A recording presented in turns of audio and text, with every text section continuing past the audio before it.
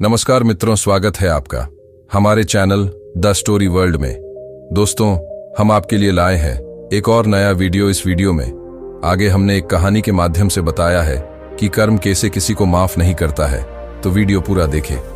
दोस्तों, वीडियो बनाने में बहुत मेहनत लगती है, तो मित्रों शुरू करते हैं। जीवन में कर्म का सिद्धांत अटल है। यह एक ऐसी ताकत है जिसे कोई न देख सकता है, न छू सकता है, लेकिन इसका प्रभाव हर किसी के जीवन में गहराई से महसूस होता है। जब आप किसी के साथ अन्याय करते हैं, किसी का दिल दुखाते हैं या गलत राह पर चलते हैं, तब यह मत सोचो कि कोई नहीं देख रहा। वह कर्म जो अदृश्य है आपके पीछे चलता है, आपके हर कदम का हिसाब रखता है। कभी कभी ऐसा लगता है कि गलत काम करने वाले लोग बिना किसी परिणाम के बच जाते हैं, लेकिन याद रखो, कर्म का पहिया धीरे धीरे घूमता है। जो आज नजर नहीं आता वह कल आपके सामने आएगा। आपके द्वारा किए गए हर कर्म का नतीजा, चाहे अच्छा हो या बुरा, एक न एक दिन आपको मिलेगा। इस दुनिया में शायद कोई माफ कर दे, शायद आप अपने गलतियों को भुला भी दें, लेकिन कर्म माफ नहीं करता। वह आपको उसी रूप में लौटाता है जैसा आपने दिया है। अगर आपने अच्छाई दी है तो जीवन आपको अच्छाई देगा। अगर आपने बुराई की है तो जीवन उसे भी वापस करेगा, और जब वह पल आएगा तब शायद आप उसे रोकने की स्थिति में नहीं होंगे। इसलिए अपने हर कदम को सोच समझकर उठाओ। दुनिया को दोष देने से पहले अपने कर्मों पर नजर डालो। अपनी आत्मा के साथ ईमानदार रहो, क्योंकि यही आपके साथ अंत तक चलने वाली है। एक छोटे से गांव में जहां जीवन सरल और शांत था, वहीं एक रहस्यमयी व्यक्ति की कहानी शुरू होती है। उसका नाम रघु था। रघु गांव में सबकी मदद करने वाला ईमानदार और मेहनती किसान था, लेकिन उसका एक अतीत था जो उसने किसी से नहीं बताया था। लोग उसे अच्छा मानते थे, लेकिन वह खुद अपने अतीत की गलती से डरता था। बरसों पहले रघु एक और गांव में रहता था, जहां उसने एक भारी गलती की थी। एक रात क्रोध और स्वार्थ के वशीभूत होकर उसने अपने ही दोस्त गोपाल के साथ धोखा किया। दोनों साथ में व्यापार करते थे और रघु ने एक योजना बनाई कि वह गोपाल के हिस्से का धन हड़प कर अकेला मालिक बन जाएगा। मौका मिलते ही उसने गोपाल को विश्वास में लेकर उसे धोखा दिया और पूरा धन अपने नाम कर लिया। गोपाल को इस विश्वासघात का पता नहीं चला, लेकिन उसका व्यापार खत्म हो गया। आर्थिक तंगी के कारण गोपाल और उसका परिवार बर्बाद हो गए। गोपाल इस सदमे से कभी उबर नहीं पाया और एक दिन वह अचानक गायब हो गया। कुछ लोगों ने सुना कि वह किसी नदी में डूबकर मर गया, लेकिन किसी ने उसकी लाश नहीं देखी। रघु को उस समय अपने किए पर कोई पछतावा नहीं हुआ। वह धन और संपत्ति से खुश था और उसने अपना गांव छोड़कर एक नए गांव में बसने का फैसला किया। वर्षों बीत गए और रघु ने वहां एक नई जिंदगी शुरू कर दी। गांव के लोग उसे एक ईमानदार और अच्छा इंसान मानते थे, लेकिन रघु का मन कभी शांत नहीं हो सका। वह अक्सर रात को गोपाल की यादों में खो जाता। उसकी आंखों में डर और अपराध बोध साफ दिखाई देने लगता। एक रात जब चांदनी आसमान पर छाई हुई थी, रघु ने अजीब सपने देखना शुरू किया। उसे महसूस हुआ कि कोई उसे देख रहा है। पहले तो उसने इसे महज सपना समझा, लेकिन जैसे जैसे रातें गुजरती गईं, वह सपना और भी स्पष्ट और डरावना होता गया। उसे लगता गोपाल उसकी ओर बढ़ रहा है। उसकी आंखें आंसुओं से भरी हैं और उसके होठों पर केवल एक सवाल है, क्यों? रघु को अब यह महसूस होने लगा था कि उसका अतीत उसे छोड़ने वाला नहीं है। वह जितना उस सपने से बचने की कोशिश करता, उतना ही वह सपना उसे डराता। एक दिन उसने गांव के एक बुजुर्ग से इस बारे में बात की। बुजुर्ग ने उसकी बातों को ध्यान से सुना और फिर कहा, कर्म कभी किसी को नहीं छोड़ता। तुम भाग सकते हो, छिप सकते हो, लेकिन तुम्हारे कर्म हमेशा तुम्हारे साथ रहते हैं। यह सुनकर रघु का मन और भी बेचैन हो गया। उसने सोचा कि शायद कहीं गोपाल की आत्मा उसे सजा देने आई है। अब वह दिन रात बेचैनी में रहने लगा। हर रात वही सपना उसे डराता और अब उसे गोपाल की परछाई दिन में भी दिखने लगी। उसे लगता कि वह जहां भी जाता है कोई उसे देख रहा है, कोई उसे बुला रहा है। एक दिन रघु ने तय किया कि वह गोपाल की मृत्यु के बारे में सच्चाई जानेगा।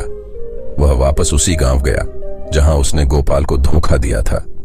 गांव में अब कोई उसे पहचानता नहीं था, लेकिन जब उसने गोपाल के परिवार के बारे में पूछा तो लोगों ने बताया कि गोपाल का परिवार गांव छोड़कर कहीं चला गया था। किसी को नहीं पता था कि वे कहाँ गए। रघु ने गांव में कुछ दिनों तक रुकने का फैसला किया। एक रात जब वह गांव के बाहर एक पुराने मंदिर के पास से गुजर रहा था, तभी अचानक उसे पीछे से किसी के पैरों की आहट सुनाई दी। उसने मुड़कर देखा, लेकिन वहां कोई नहीं था। वह तेजी से घर की ओर भागा, लेकिन रास्ते में उसे किसी ने उसकी नाम से पुकारा, रघु। उसकी सांसें थम गईं। वह वहीं रुक गया और धीरे धीरे मुड़कर देखा। वहां गोपाल खड़ा था, बिल्कुल वैसा ही जैसा उसने अपने सपनों में देखा था। रघु ने कांपते हुए पूछा, तुम जिंदा हो?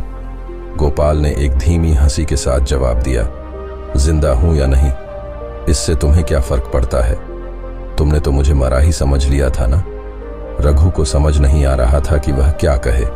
गोपाल धीरे धीरे उसकी ओर बढ़ा और बोला, तुमने मेरे जीवन को बर्बाद कर दिया, मेरी पूरी दुनिया छीन ली, और अब तुम खुद को बदलने की कोशिश कर रहे हो, लेकिन कर्म का हिसाब तो अभी बाकी है।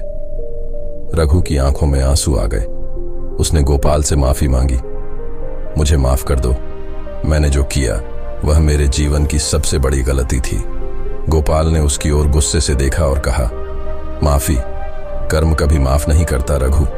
तुम चाहे जितनी कोशिश कर लो, लेकिन तुम्हें तुम्हारे कर्मों का फल मिलेगा। इतना कहकर गोपाल गायब हो गया। रघु वहीं बेहोश होकर गिर पड़ा। जब उसे होश आया तो वह अपने गांव में वापस पहुंच चुका था, लेकिन उसका शरीर कमजोर और बीमार हो चुका था। उसे अब हर दिन गोपाल की आवाजें सुनाई देती। वह जानता था कि वह चाहे जितनी कोशिश कर ले, अब उसकी सजा शुरू हो चुकी थी। रघु ने बाकी का जीवन एकांत में बिताया, अपने कर्मों का प्रायश्चित करते हुए। लेकिन गोपाल की परछाई हमेशा उसके साथ रही, उसे याद दिलाती रही कि कर्म कभी किसी को माफ नहीं करता और न ही उसे भागने का मौका देता है। कहानी का अंत यह नहीं था कि रघु को शांति मिली, बल्कि यह कि कर्म का चक्र कभी नहीं रुकता। चाहे आप कितनी भी दूर भागें, वह आपको ढूंढ ही लेता है और आपको आपके कर्मों का फल जरूर मिलता है। अंधेरी रात का सन्नाटा हर ओर पसरा हुआ था। पहाड़ियों से घिरा एक गांव था, जहां अजीब सा डर हर किसी के दिल में बैठा हुआ था। गांव का नाम था सुदूरपुर, जो कि अपनी रहस्यमयी घटनाओं के लिए जाना जाता था। वहां के लोग एक अनकहे डर में जी रहे थे। कहते हैं, जो भी उस गांव में अन्याय करता था, उसे कभी शांति नहीं मिलती थी। इस बात को मानने वाले बहुत से लोग थे, पर इसका अनुभव बहुत कम लोगों ने किया था। आज की यह कहानी भी एक ऐसे ही व्यक्ति की है, जिसने अपने कर्मों से भागने की कोशिश की, लेकिन कर्म ने उसे माफ नहीं किया। राघव नामक एक युवक था, जो सुदूरपुर में अपनी पत्नी काव्या और बेटे आदित्य के साथ रहता था। राघव एक मेहनती किसान था, जिसने अपने खून पसीने से अपनी जमीन पर फसलें उगाई थीं। गांव में उसका आदर किया जाता था, क्योंकि वह लोगों की मदद के लिए हमेशा तैयार रहता था। लेकिन राघव का एक ऐसा अतीत था जिसे वह किसी से छिपाए हुए था, एक अतीत जिसने उसकी आत्मा को झकझोर कर रख दिया था। यह बात तब की है जब राघव इस गांव में नया नया आया था। उसका जन्म एक दूसरे गांव में हुआ था और उसकी परवरिश भी वहीं हुई थी। उस गांव में राघव और उसका बचपन का दोस्त अमर दोनों साथ खेले, बड़े हुए। दोनों में गहरी मित्रता थी और उनका रिश्ता भाइयों जैसा था। लेकिन वक्त के साथ साथ चीजें बदलने लगीं। अमर एक ईमानदार और निस्वार्थ इंसान था, जबकि राघव के दिल में धीरे धीरे लालच घर करने लगा था। राघव और अमर ने साथ मिलकर एक छोटा सा व्यापार शुरू किया। उनका व्यापार धीरे धीरे सफल होने लगा और दोनों के पास अच्छा खासा पैसा आने लगा। लेकिन राघव के दिल में एक नई भूख जन्म ले चुकी थी। उसे अमर की ईमानदारी और सादगी से जलन होने लगी। वह चाहता था कि सारा पैसा और सफलता सिर्फ उसी के पास हो। एक दिन राघव ने अमर को व्यापार के किसी नए सौदे के बहाने धोखा देने की योजना बनाई। उसने एक योजना बनाई जिसके तहत अमर को एक बड़ा नुकसान हो गया। अमर को समझ ही नहीं आया कि उसके साथ यह कैसे हुआ। उसे राघव पर पूरा विश्वास था, लेकिन राघव ने उसकी पीठ पीछे सारा पैसा हड़प लिया और अमर को कर्ज में डुबो दिया। अमर को जब सच्चाई का पता चला तो उसे गहरा सदमा लगा। उसकी आर्थिक स्थिति इतनी बिगड़ गई कि वह अपना घर भी नहीं बचा सका। अमर का परिवार बिखर गया और एक दिन अमर गांव छोड़कर कहीं चला गया। किसी को पता नहीं चला कि वह कहां गया या उसके साथ क्या हुआ। राघव ने सोचा कि अब सब कुछ ठीक हो गया है। वह अमर की जगह ले चुका था और अब उसके पास पैसा, जमीन और सम्मान सब कुछ था। लेकिन उसे नहीं पता था कि वह कर्म से बच नहीं पाएगा। अमर के चले जाने के बाद राघव ने अपनी नई जिंदगी की शुरुआत की, पर उसके दिल में कहीं ना कहीं एक डर बैठ चुका था। वह जानता था कि उसने अपने सबसे करीबी दोस्त के साथ विश्वासघात किया है। समय बीतता गया। राघव ने अपना गांव छोड़ दिया और सुदूरपुर में आकर बस गया। उसने सोचा कि यहाँ उसका अतीत उसे कभी नहीं ढूंढ पाएगा। उसने अपनी पत्नी काव्या और बेटे आदित्य के साथ एक नया जीवन शुरू किया। लेकिन राघव जितना अपने अतीत से भागने की कोशिश करता, उतना ही वह उसका पीछा करता रहा। हर रात उसे अजीब से सपने आने लगे। वह सपने में अमर को देखता। उसकी आंखों में दर्द और गुस्सा साफ झलकता था। अमर की आवाज उसके कानों में गूंजती, तुम्हें अपने कर्मों का फल मिलेगा राघव। राघव यह समझ नहीं पा रहा था कि यह सब क्या हो रहा है। उसने सोचा कि यह सिर्फ उसका वहम है, लेकिन जैसे जैसे दिन बीतते गए ये सपने और भी डरावने होते गए। उसे लगता जैसे अमर हर समय उसके आसपास है, उसकी निगरानी कर रहा है। राघव की रातों की नींद उड़ चुकी थी। वह बेचैन रहने लगा, लेकिन उसने यह बात किसी से नहीं कही। उसे डर था कि लोग उसे पागल समझेंगे। एक दिन गांव में एक रहस्यमयी साधु आया। साधु ने गांव के लोगों को बताया कि इस गांव की धरती पर उन लोगों के कर्मों का हिसाब होता है जिन्होंने कभी किसी के साथ अन्याय किया हो। गांव के लोग उस साधु की बातों को गंभीरता से सुन रहे थे, लेकिन राघव के दिल में कुछ अजीब सा महसूस हुआ। साधु की बातें उसे सीधा अपने अतीत की ओर ले जा रही थीं। साधु ने कहा, जो अपने कर्मों से भागता है वह कितनी भी दूर चला जाए, कर्म उसे ढूंढ ही लेता है। राघव का दिल तेजी से धड़कने लगा। उसे लगा जैसे साधु की बातें उसी के लिए थीं। वह साधु के पास गया और उससे अपने सपनों के बारे में पूछा। साधु ने उसकी आंखों में देखते हुए कहा, तुम्हारे अतीत के कर्म तुम्हें माफ नहीं करेंगे। जब तक तुम प्रायश्चित नहीं करोगे तुम्हें शांति नहीं मिलेगी। राघव अब और ज्यादा डर गया था। उसने साधु से पूछा कि वह क्या कर सकता है, लेकिन साधु ने सिर्फ इतना कहा, तुम्हें अपने कर्मों का सामना करना होगा। राघव अब अपने जीवन से निराश हो चुका था। वह हर समय अमर की परछाई देखता और उसकी आवाज सुनता। एक दिन उसने तय किया कि वह अपने अतीत का सामना करेगा। वह उस गांव में वापस गया जहां उसने अमर के साथ धोखा किया था। वहां पहुंचकर उसे पता चला कि अमर के परिवार ने भी गांव छोड़ दिया है और अब कोई नहीं जानता कि वे कहां हैं। राघव अब पूरी तरह टूट चुका था। उसे समझ में नहीं आ रहा था कि वह क्या करे। उसने एक रात अमर की मजार पर जाकर अपने अपराधों की माफी मांगी। उसने वहां घंटों बैठकर प्रायश्चित किया, लेकिन उसे कोई शांति नहीं मिली।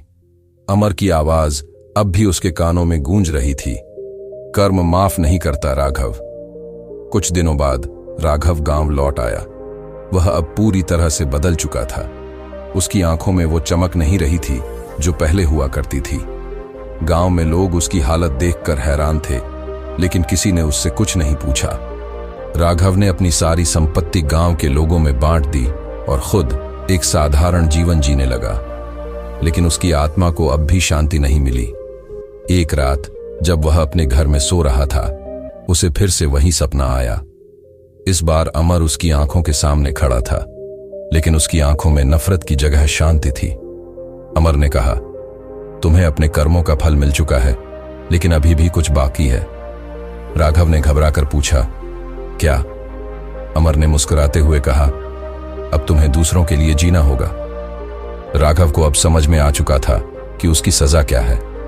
उसे अपने जीवन का बाकी हिस्सा लोगों की सेवा में बिताना होगा।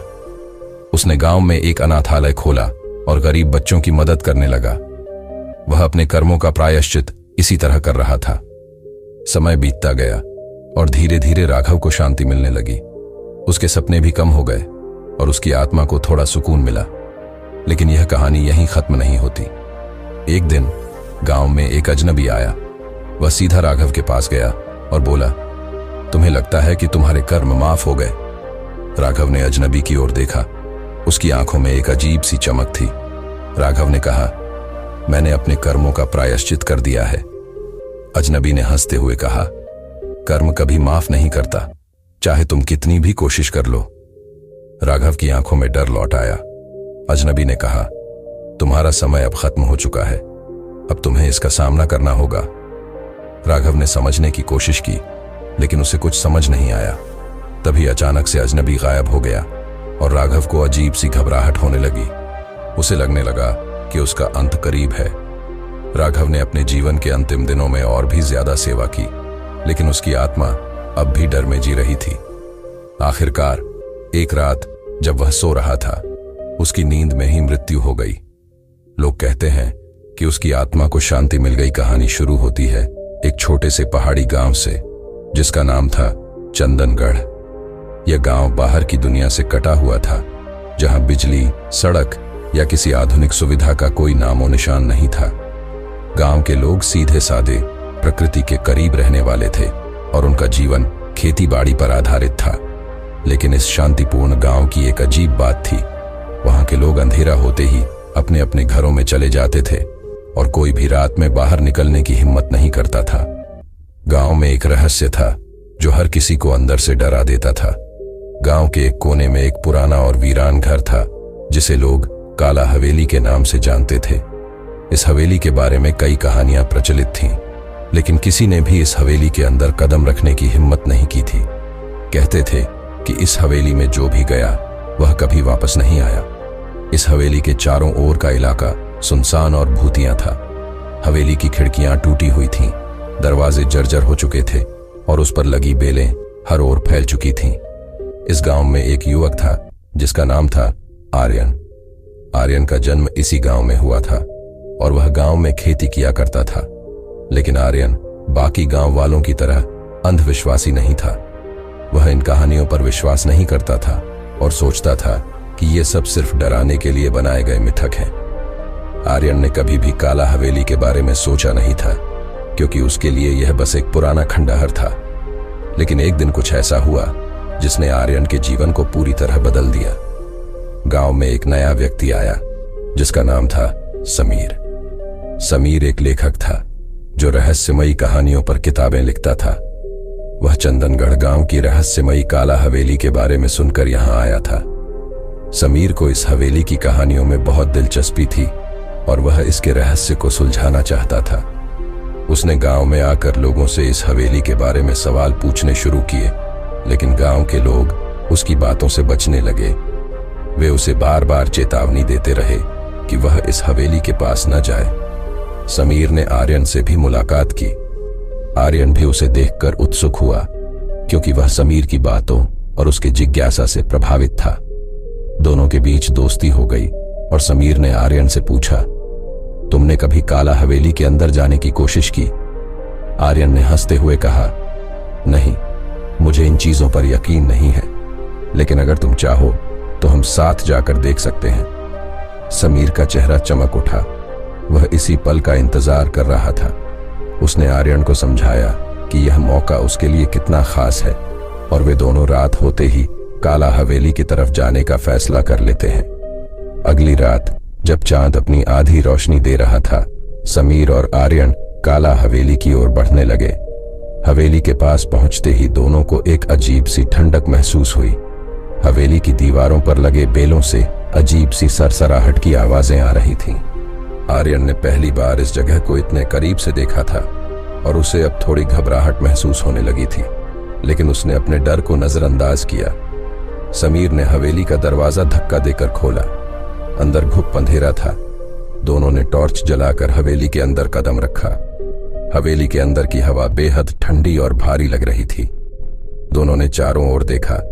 हर जगह धूल और मकड़ी के जाले फैले हुए थे कि पुराने फर्नीचर अब जर्जर हो चुके थे और कई जगहों पर दीवारों में दरारें पड़ चुकी थीं। समीर और आर्यन धीरे धीरे हवेली के अंदर बढ़ते गए। हवेली के अंदर एक लंबा गलियारा था जो किसी अज्ञात जगह की ओर जाता था। समीर ने आर्यन से कहा, यह जगह जितनी बाहर से डरावनी लगती है, अंदर से और भी ज्यादा रहस्यमयी है। हमें इसे पूरी तरह से खंगालना चाहिए। आर्यन ने हामी भर दी, लेकिन उसके मन में एक अजीब सा डर भी बैठ गया था। वे दोनों गलियारे के अंत में पहुंचे, जहां एक भारी लकड़ी का दरवाजा था। समीर ने दरवाजा खोलने की कोशिश की, लेकिन वह जाम हो चुका था। कई कोशिशों के बाद आखिरकार दरवाजा खुला और उसके पीछे एक सीढ़ियां नीचे की ओर जाती हुई दिखी। आर्यन ने पूछा, क्या हम नीचे जाएं? समीर ने बिना हिचकिचाए कहा, हमें जाना ही होगा। यही वह जगह है जहां सच्चाई छिपी हुई है। दोनों ने सीढ़ियों से नीचे जाना शुरू किया। जैसे जैसे वे नीचे जाते गए, हवा और भी ठंडी होती गई।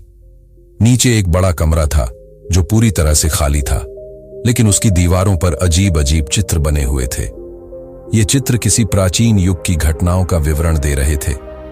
समीर ने इन चित्रों को गौर से देखना शुरू किया, लेकिन तभी उन्हें वहां एक धातु की तिजोरी दिखाई दी जो कमरे के बीचों बीच रखी हुई थी।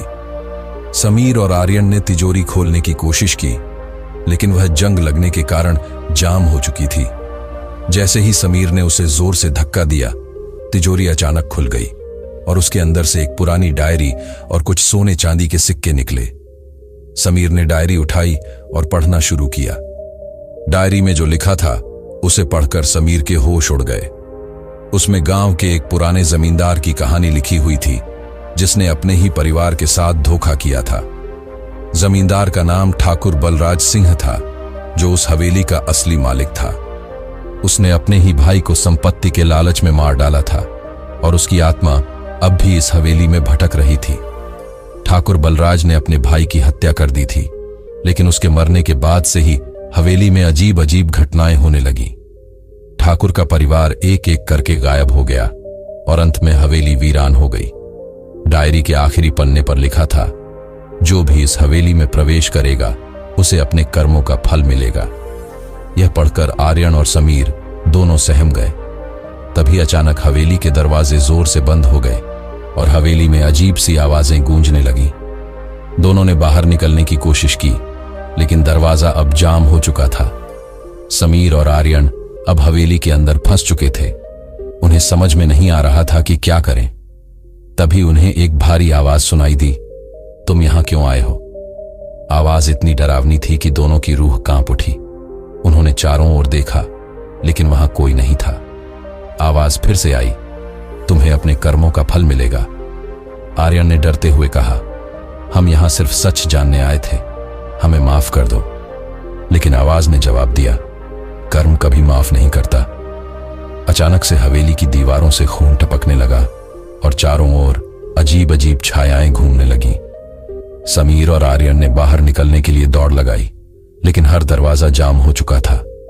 हवेली अब पूरी तरह से जीवंत हो चुकी थी और उसकी आत्माएं उनके पीछे लग गई थीं। आखिरकार बड़ी मुश्किल से आर्यन और समीर हवेली से बाहर निकल पाए, लेकिन उस रात के बाद उनकी जिंदगी कभी पहले जैसी नहीं रही। गांव वालों को जब इस घटना का पता चला तो उन्होंने हवेली के पास जाना बिल्कुल बंद कर दिया। समीर ने वह डायरी जलाकर राख कर दी, लेकिन वह जानता था कि कर्म से बचा नहीं जा सकता।